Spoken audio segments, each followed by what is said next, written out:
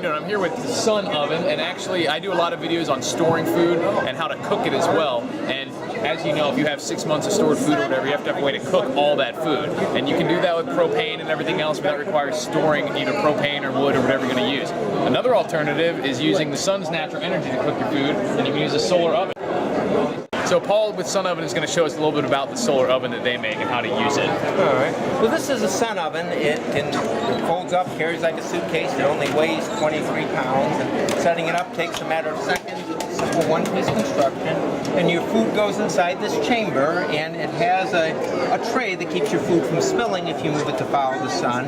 It also has a leg in the back that allows you to raise or lower it to meet the sun wherever it is in the horizon. So you can meet the sun pretty much anywhere that it is. It can bake and it can boil and it can steam food. So other than fried food, you cook anything in here that you cook in your oven or in your stovetop just with the power of the sun. Now the nice thing about cooking in a Sun Oven is there's two ways to cook it. Let's say you're going to make a chicken. If you put a 3-pound chicken in a pot and you put that in here, if you realign the Sun Oven every 30 minutes, you can cook a 3-pound chicken in about an hour and a half. Or you can take a frozen chicken, you can put it in here in the morning, set the oven facing south, leave for the day, and come back at supper time. The whole frozen chicken. And the whole thing will be cooked by the end of the day. So you can cook all day, or if it's say 1 in the afternoon, you know, you want to eat at 5, you just put your meal in it, set it where the sun's going to be at 3 o'clock, and your food will be ready. Now it's wonderful for making roasts, it's great for baking breads, but it's also the most energy efficient way to rehydrate your food storage. If you have dehydrated or freeze-dried foods, if you read the canisters of your dehydrated or freeze-dried foods, it will tell you boil a certain amount of water, you pour the water in, and you then mix it. Well, if you're going to use, say, butane, you'll find that you use a third to half a canister of butane. A lot of energy. Oftentimes, you'll spend more money on the butane than you do on the food to rehydrate it. In the Sun Oven, if you take the freeze-dried or dehydrated food, just add water that's at the ambient temperature, stir it, use 1/3 less water than what it says on the can or the package of the freeze-dried or dehydrated food, put it in the Sun Oven, it will rehydrate without boiling the water first. So it's fantastic to use for that. Also, the Sun Oven, when you cook in it, we latch these latches tight to form an airtight seal to trap the air inside so we can cook in the Sun Oven. But we can also use it as a solar dryer or dehydrator. And, you know, if your garden was ever ready to be harvested at a time you didn't have power, you really want to have a way of drying and dehydrating. If we take one of these latches and turn it in, it allows the moist air to escape out of the oven.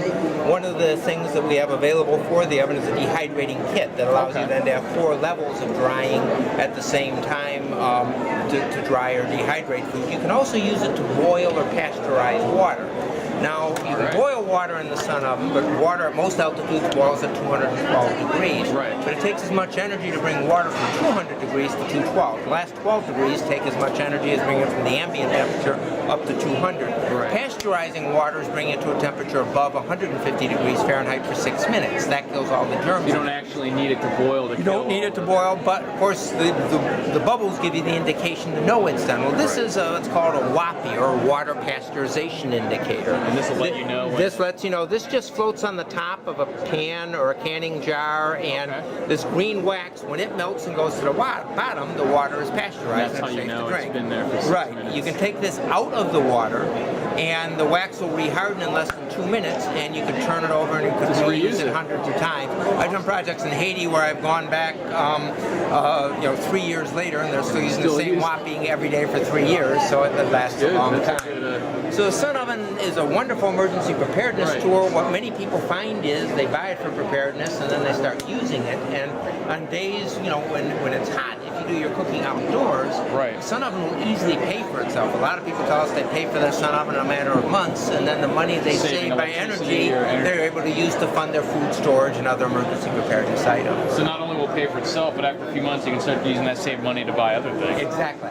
Cool. So I think one of the questions people would probably have is what happens when you have an overcast day. So like how much sun do you really need to get these kind of like you need enough sun to cast a shadow. So if it's overcast to the point you can't see a shadow, then you can't use the Sun Oven. You don't need like a blazing hot. You don't need a blazing, and the outside temperature doesn't make any difference. It's just the amount of direct sunlight. So even in the snow. Last week we're in Illinois and I made a chicken. It was 10 degrees outside, and it's not difficult to use for that. But one of the nice things, a lot of the preparedness manuals talk about things called wonder boxes or retained heat cookers. When the concept of a wonder box retained heat cooker is that you use a fuel source to get your food half cooked. You put it inside a well-insulated box.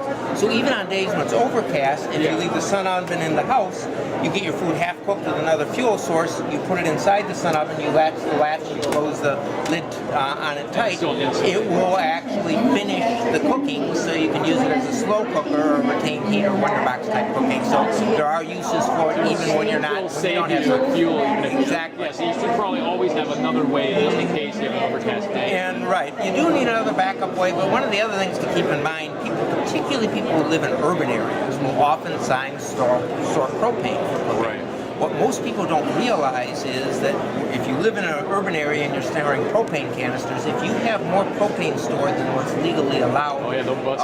well, it's not that there's going to be a propane police stopping you from doing it. Right. On the other side of the coin, what you'll find is that if you have with the propane, if you have more stored than what you legally are allowed to, if Right. you ever had a fire, your homeowner's insurance does not have to pay you the have claim. over that limit. And so it's a matter that you know people store propane, and in most urban areas that's 2 canisters, 40 pounds. So it doesn't take much to get It over doesn't that take, limit. and you could really be in a lot of hurt if you wound up having a fire and your insurance didn't cover it. So if you can use the sun oven on the days when it's sunny, whatever backup fuel sources you have, you need a lot less. Still gonna, yeah, a lot less. And I imagine that because of this lid here, the glass lid, that if you did leave it and it happened to rain, that it would just run off. Oh yeah, It there's wouldn't no matter. damage.